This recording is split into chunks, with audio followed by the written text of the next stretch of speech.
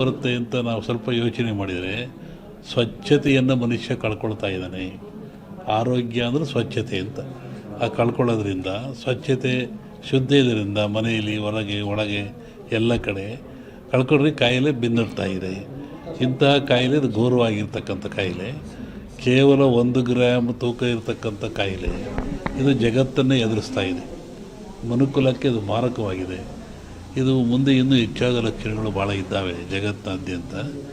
ನಾನು ಹಿಂದೆ ಒಂದು ಹೇಳಿದ್ದೆ, ಸಿರಿವಂತ ಮಗನುಟ್ಟಿ ಆಳುವನು ಮುನಿಪುರವ, ಯುದ್ಧವಿಲ್ಲದೆ ಮಡಿಯ ಪುರವಲ್ಲ ಕೂಳಾದೀತು. ಸಿರಿವಂತ ಮಗನುಟ್ಟಿ ಆಳುವನು ಮುನಿಪುರವ.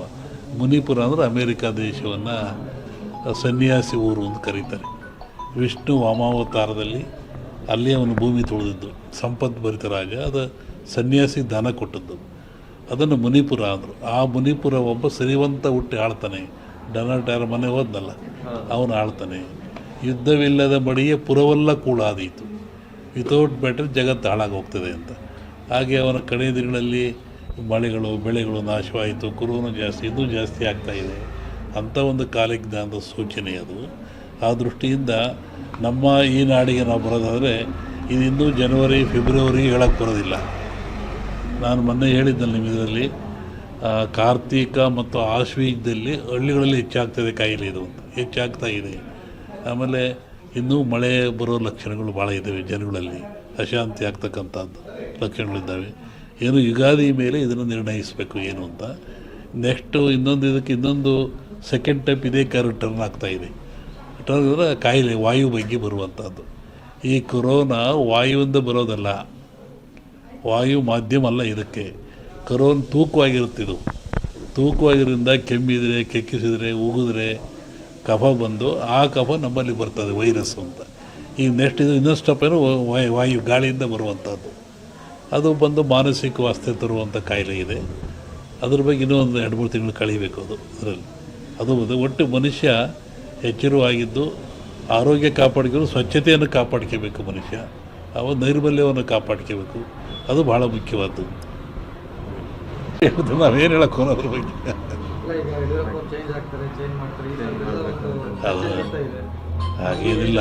ಮೊನ್ನೆ ಗ್ರಹಣಗಳು ಎಲ್ಲ ಬಂತಲ್ಲ, ಇದು ಭಾರತ ಕಂಡ ಜಗತ್ತಿನಾದ್ಯಂತ ಇದ್ರ ಭವಿಷ್ಯ ಅಂದರೆ ರಾಜಕೀಯ ವಿಪ್ಲವ ಅಂತದೆ. ಅಮೇರಿಕಾದಲ್ಲಾಯಿತು, ಮತ್ತು ಎಲ್ಲ ಕಡೆ ಆಗ್ತಾ ಇದೆಯಲ್ಲ.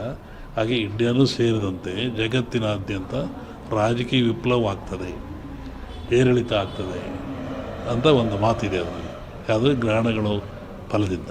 ಅದಿನ್ನೂ ಡಿಸೆಂಬರ್, ಇನ್ನೂ ಒಂದು ಜನವರಿ ಒಳಗೆ ಟೈಮ್ ಇದೆ ಅದಕ್ಕೆಲ್ಲ.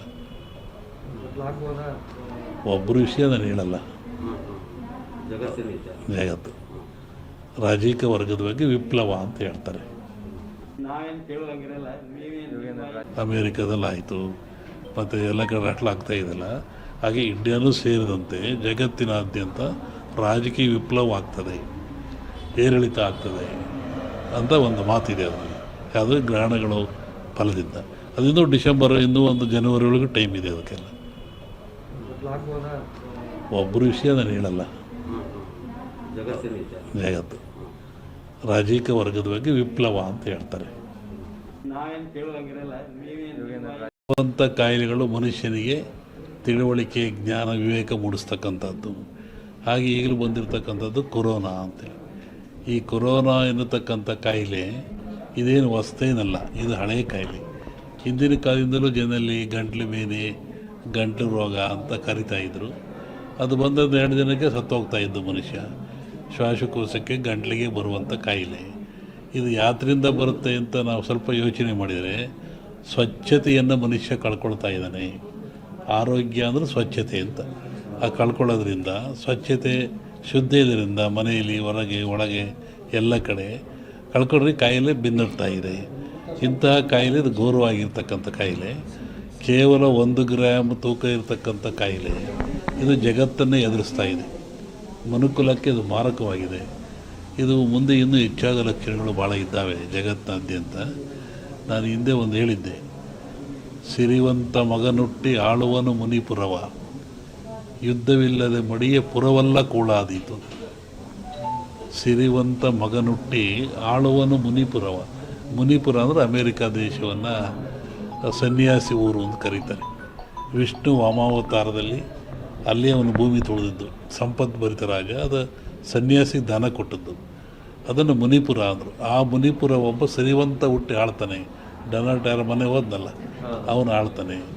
ಯುದ್ಧವಿಲ್ಲದ ಬಳಿಯೇ ಪುರವೆಲ್ಲ ಕೂಳಾದೀತು, ವಿತೌಟ್ ಬ್ಯಾಟರ್ ಜಗತ್ತು ಹಾಳಾಗಿ ಹೋಗ್ತದೆ ಅಂತ. ಹಾಗೆ ಅವನ ಕಡೆ ದಿನಗಳಲ್ಲಿ ಮಳೆಗಳು ಬೆಳೆಗಳು ನಾಶವಾಯಿತು, ಕುರುನು ಜಾಸ್ತಿ, ಇನ್ನೂ ಜಾಸ್ತಿ ಆಗ್ತಾಯಿದೆ ಅಂಥ ಒಂದು ಕಾಲಜ್ಞಾನದ ಸೂಚನೆ ಅದು. ಆ ದೃಷ್ಟಿಯಿಂದ ನಮ್ಮ ಈ ನಾಡಿಗೆ ನಾವು ಬರೋದಾದರೆ ಇನ್ನೂ ಜನವರಿ ಫೆಬ್ರವರಿ ಹೇಳಕ್ಕೆ ಬರೋದಿಲ್ಲ. ನಾನು ಮೊನ್ನೆ ಹೇಳಿದ್ದಲ್ಲಿ ನಿಮ್ಮ ಇದರಲ್ಲಿ ಕಾರ್ತೀಕ ಮತ್ತು ಆಶ್ವೀಜದಲ್ಲಿ ಹಳ್ಳಿಗಳಲ್ಲಿ ಹೆಚ್ಚಾಗ್ತದೆ ಕಾಯಿಲೆ ಇದು ಅಂತ, ಹೆಚ್ಚಾಗ್ತಾ ಇದೆ. ಆಮೇಲೆ ಇನ್ನೂ ಮಳೆ ಬರೋ ಲಕ್ಷಣಗಳು ಭಾಳ ಇದ್ದಾವೆ, ಜನಗಳಲ್ಲಿ ಅಶಾಂತಿ ಆಗ್ತಕ್ಕಂಥದ್ದು ಲಕ್ಷಣಗಳಿದ್ದಾವೆ. ಏನು ಯುಗಾದಿ ಮೇಲೆ ಇದನ್ನು ನಿರ್ಣಯಿಸಬೇಕು ಏನು ಅಂತ. ನೆಕ್ಸ್ಟು ಇನ್ನೊಂದು ಸೆಕೆಂಡ್ ಟೈಪ್ ಇದೇ ಟರ್ನ್ ಆಗ್ತಾಯಿದೆ. ಟರ್ನ್ ಅಂದರೆ ಕಾಯಿಲೆ ವಾಯು ಬಗ್ಗೆ ಬರುವಂಥದ್ದು. ಈ ಕೊರೋನಾ ವಾಯುವಿಂದ ಬರೋದಲ್ಲ, ವಾಯು ಮಾಧ್ಯಮ ಅಲ್ಲ ಇದಕ್ಕೆ. ಕೊರೋನ ತೂಕವಾಗಿರುತ್ತಿದ್ದು, ತೂಕವಾಗಿರೋದ್ರಿಂದ ಕೆಮ್ಮಿದರೆ, ಕೆಕ್ಕಿಸಿದರೆ, ಉಗಿದ್ರೆ ಕಫ ಬಂದು ಆ ಕಫ ನಮ್ಮಲ್ಲಿ ಬರ್ತದೆ, ವೈರಸ್ಸು ಅಂತ. ಈಗ ನೆಕ್ಸ್ಟ್ ಇದು ಇನ್ನೊಂದು ಸ್ಟೆಪ್ ಏನು, ವಾಯು ಗಾಳಿಯಿಂದ ಬರುವಂಥದ್ದು. ಅದು ಬಂದು ಮಾನಸಿಕ ವಾಸ್ತೆ ತರುವಂಥ ಕಾಯಿಲೆ ಇದೆ. ಅದ್ರ ಬಗ್ಗೆ ಇನ್ನೂ ಒಂದು 2-3 ತಿಂಗಳು ಕಳೀಬೇಕು ಅದು ಅದರಲ್ಲಿ. ಅದು ಒಟ್ಟು ಮನುಷ್ಯ ಎಚ್ಚರವಾಗಿದ್ದು ಆರೋಗ್ಯ ಕಾಪಾಡ್ಕೊಂಡು ಸ್ವಚ್ಛತೆಯನ್ನು ಕಾಪಾಡ್ಕೋಬೇಕು ಮನುಷ್ಯ. ಅವ ನೈರ್ಮಲ್ಯವನ್ನು ಕಾಪಾಡ್ಕೋಬೇಕು, ಅದು ಭಾಳ ಮುಖ್ಯವಾದ್ದು. ನಾವೇನು ಹೇಳಕ್ಕೆ ಅದ್ರ ಬಗ್ಗೆ ಅದು ಹಾಗೇನಿಲ್ಲ. ಮೊನ್ನೆ ಗ್ರಹಣಗಳು ಎಲ್ಲ ಬಂತಲ್ಲ, ಇದು ಭಾರತ ಕಂಡ ಜಗತ್ತಿನಾದ್ಯಂತ ಇದ್ರ ಭವಿಷ್ಯ ಅಂದರೆ ರಾಜಕೀಯ ವಿಪ್ಲವ ಅಂತದೆ.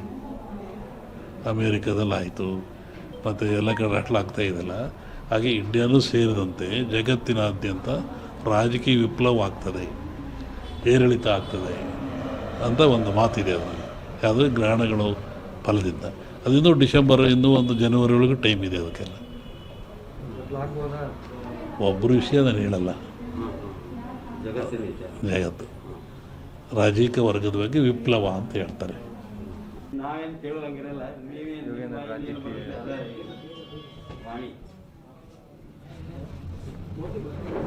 ಜಗತ್ತಿನಲ್ಲಿ ಅತ್ಯಂತ ಶ್ರೇಷ್ಠ ಜ್ಞಾನ ವಿವೇಕವುಳ್ಳದ್ದು ಯಾವುದು ಅಂದರೆ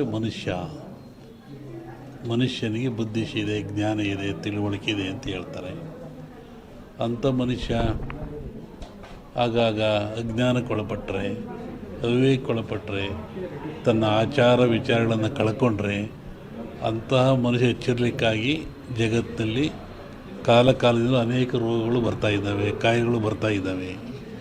ಈ ಬರುವಂಥ ಕಾಯಿಲೆಗಳು ಮನುಷ್ಯನಿಗೆ ತಿಳುವಳಿಕೆ, ಜ್ಞಾನ, ವಿವೇಕ ಮೂಡಿಸ್ತಕ್ಕಂಥದ್ದು. ಮನುಷ್ಯ ಶ್ವಾಸಕೋಶಕ್ಕೆ, ಗಂಟಲಿಗೆ ಬರುವಂಥ ಕಾಯಿಲೆ ಇದು ಯಾತ್ರಿಂದ